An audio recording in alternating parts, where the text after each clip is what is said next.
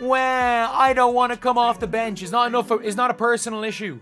Well, I don't like my role. DeWanna Bonner, don't let the door hit you where the good Lord split ya.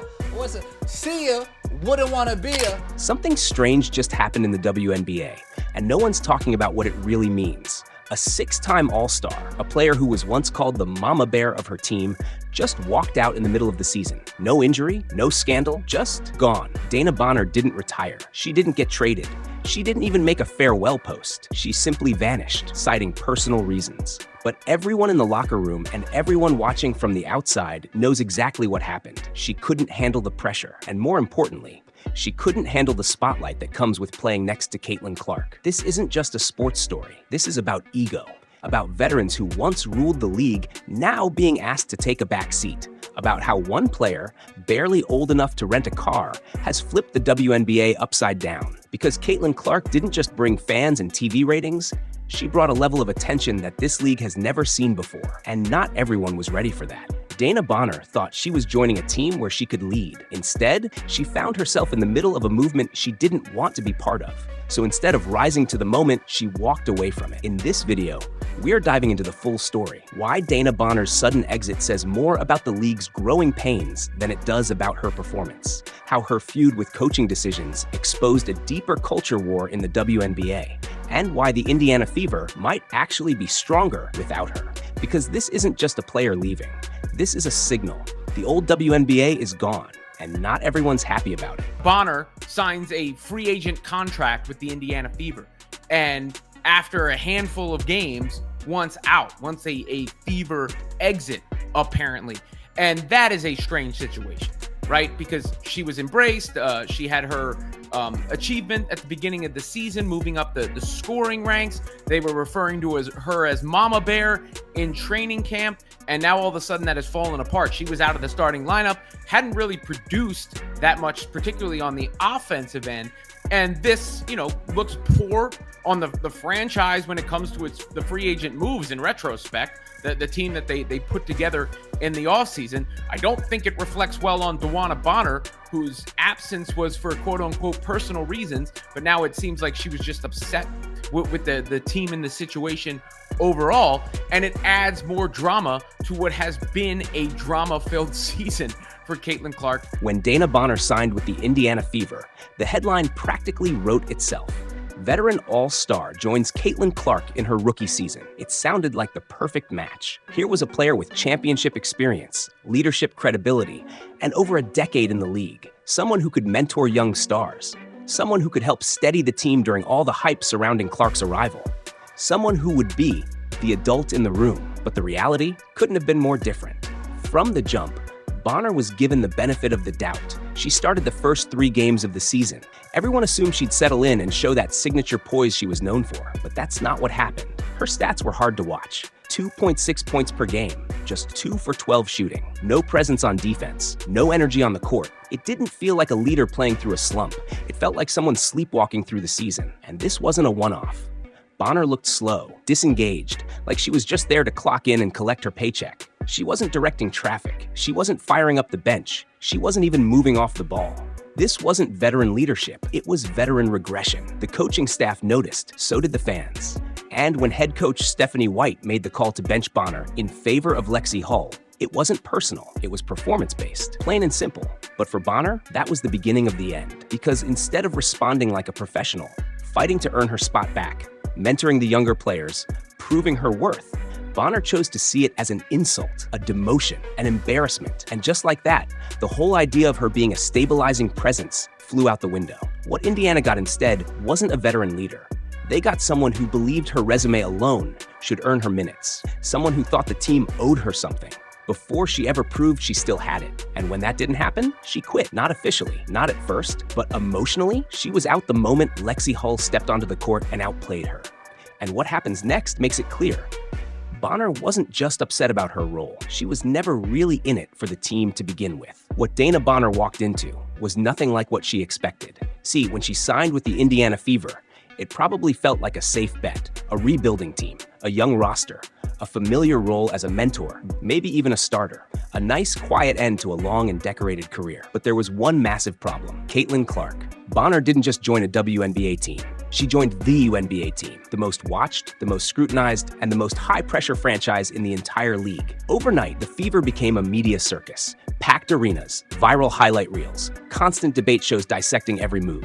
And Dana? She wasn't used to any of it. For most of her career, Bonner played in markets where the spotlight was dim. She did her job, played solid ball, and rarely had to deal with national attention. But this wasn't that. This was the Caitlin Clark effect. And suddenly, everything changed. Reporters everywhere, fans tracking minutes, social media analyzing every substitution, every camera, every microphone, every headline, focused on the Fever, focused on Caitlin. And whether Bonner admitted it or not, that spotlight revealed something she couldn't hide. She wasn't ready for this moment. It wasn't just her play that suffered, it was her attitude. According to multiple reports, Bonner became increasingly frustrated with her role, her minutes, her fit. Some even suggested she expected the team to revolve around her, that she thought she'd be the face of the franchise, not just a supporting piece in someone else's story. But here's the thing, this wasn't her story anymore. This was the beginning of a new era, and she wasn't the centerpiece. And when it became clear that Clark wasn't just a star, she was the star, Bonner had two choices: step up and lead or step aside. She chose neither. Instead, she froze. Her numbers plummeted, her effort dipped, her attitude soured, and then she disappeared altogether. After just a few games into the season, Dana Bonner's role shrank, and almost immediately, she vanished. The official reason? Personal. No elaboration, no injury report, no timeline for return, just gone. At first, fans were confused, then suspicious, because while personal reasons can mean a lot of things, in this case, it became pretty obvious. It meant her ego got bruised. Let's not sugarcoat it. Bonner wasn't injured. She wasn't sick. She was benched. Benched in favor of Lexi Hull. And Lexi, she earned that spot the hard way. The so-called little blonde girl that fans once dismissed came out swinging. She hit threes. She hustled on defense. She fit the system. And that's what made it worse for Bonner, because Hull didn't take her spot by politics or favoritism. She took it by playing better, and Bonner, she couldn't stomach that. Instead of staying on the bench, fighting back, putting in extra work, cheering on her teammates, she dipped. 5 games straight, she ghosted the team, not just missing from the court, missing from the entire operation. No practice, no bench presence, no travel with the team. While Indiana battled through a chaotic season, one of their supposed leaders went completely silent. That's not professional. That's not leadership. That's not what a vet does. It's what a frustrated, entitled player does when she doesn't get her way. And it only got worse when reports surfaced that Bonner had requested a trade, not because of a toxic environment or a serious conflict, but because she didn't like coming off the bench. Let that sink in. This was a player with over a decade in the league, a supposed role model, a 6-time All-Star. And when faced with competition, she chose to walk away instead of work harder. That's not personal, that's petty. And it raised a much bigger question. Was Bonner ever really here for the team? Or was she just here for the spotlight? Until she realized it wasn't hers anymore. As Dana Bonner's sudden disappearance stretched from days into weeks, fans and insiders started asking the question nobody wanted to say out loud. Did she plan this all along? Because the timing, the behavior, the attitude, it didn't feel random. It felt orchestrated. Let's break it down. Bonner signs with the Indiana Fever in February. Publicly, it looks like a smart pickup, veteran presence, scoring potential, experience. But what if Bonner never really wanted to play in Indiana? What if it was just a temporary stop to grab a paycheck and force her way back to a team she was actually interested in?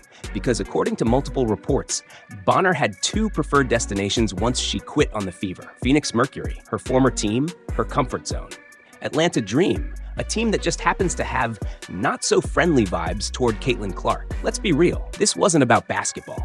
This was about comfort, control, and yes, clique politics. The theory? Bonner underperforms on purpose, tanks her trade value, makes it impossible for the Fever to find a suitor, then walks away, leaving Indiana stuck and forcing a release. And what team gets the benefit? Probably one she was always eyeing. Now, is that confirmed? No.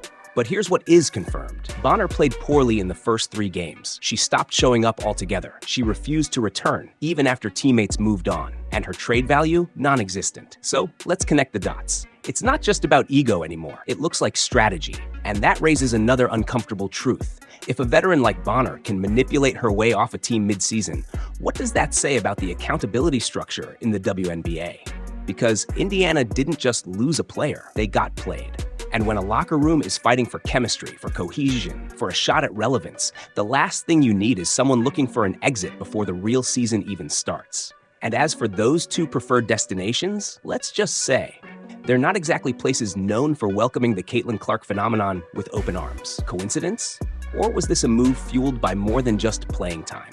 While Dana Bonner was sulking in the shadows, someone else stepped into the light, and her name? Ari McDonald. No hype, no headline deal, no six-time All-Star resume. Ari joined the Indiana Fever on a hardship contract. For context, that's a temporary deal teams use when their roster's too thin to even function. She could have treated it like a placeholder. She could have just stayed quiet, played safe, and waited for the next call-up. But she didn't. Instead, Ari hit the floor like a rocket. She attacked every possession. She defended like her career depended on it. She hustled, she scored, she fought. In just 3 games, she averaged 11 points, 3 assists, 2 steals. And she did it all with a sense of urgency that said, I'm not here to coast, I'm here to stay. The fans noticed, the coaches noticed, and most importantly, the culture noticed. Because Ari McDonald didn't see Caitlin Clark as competition. She saw her as a reason to rise. She understood what it meant to be on a team with national attention. She didn't run from the spotlight, she ran toward it. And when Indiana made the decision to re-sign her permanently, it wasn't just a basketball move.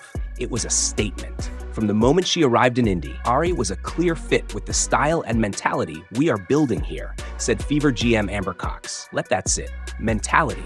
The exact thing Dana Bonner never showed.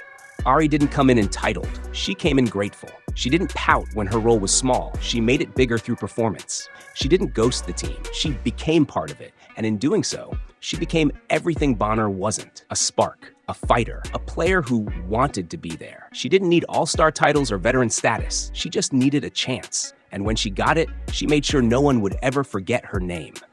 Ari McDonald didn't just replace Dana Bonner on the roster. She replaced her in the hearts of the fans. Let's be clear, this story isn't just about Dana Bonner. It's not even just about the Indiana Fever. This is a crack in the foundation of the WNBA, a generational clash that's been brewing for years. Because for a long time, the league operated in a kind of quiet comfort, modest crowds, minimal national attention, players grinding season after season in relative obscurity. The spotlight came in flashes, but it rarely stayed. And in that world, veteran players like Dana Bonner thrived. They built respected careers, earned their minutes, and settled into their roles, often without being challenged, without being questioned, and without being pushed into uncomfortable positions. Then came Caitlin Clark, and everything changed. She didn't just break records, she broke the routine. She didn't just fill arenas, she exposed how empty they had been. She didn't just boost ratings, she boosted expectations. And not everyone welcomed that, because with attention comes accountability. With pressure comes exposure, and with sold-out arenas comes the painful realization that some players just aren't built for the moment anymore. The truth is, a lot of the WNBA's old guard got comfortable. They built careers in the shadows, and when the spotlight finally showed up, they weren't ready for what it revealed. That's why we're seeing friction. Players like Bonner didn't just lose their minutes, they lost their grip on the culture. They used to be the voices in the locker room. Now, they're sharing space with 22-year-olds who command more fans, more endorsements, more headlines, and more respect.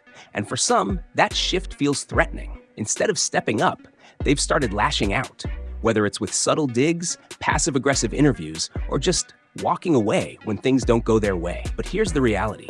This league is no longer about seniority. It's about performance. It's about relevance. And most of all, it's about growth. If you can't keep up with where the league is headed, then respectfully, the league is going to leave you behind. Dana Bonner's story is just one chapter in a bigger book. A story about a sport that's finally stepping into the spotlight, and the uncomfortable truth that not every player is ready for it. The old WNBA is gone. And what comes next? That's going to depend on who's ready to embrace the future, and who's still stuck in the past. At the end of the day, Dana Bonner didn't just quit a team, she quit a movement. She had a front row seat to one of the most exciting transformations in WNBA history. She had the chance to help shape it, lead it, even benefit from it. And instead, she walked away from it. Why? Because she didn't like being benched. Because the spotlight wasn't hers. Because the culture was changing, and she didn't want to change with it. Meanwhile, players like Ari McDonald are proving exactly what this league needs. Hunger, humility, and heart. Not drama, not entitlement. And the Fever, they didn't fall apart without Bonner. They found their identity. They found out who was really there to build something. and who was just there to coast. Dana Bonner's exit might have looked like a small roster move on paper, but what it really showed is this. The WNBA isn't a safe haven for egos anymore. It's not about who's been around the longest. It's about who's willing to put in the work, who's ready to earn their spot, and who's brave enough to play in the pressure that greatness brings. This is the Caitlin Clark era. And in this new WNBA, you're either all in or you're out.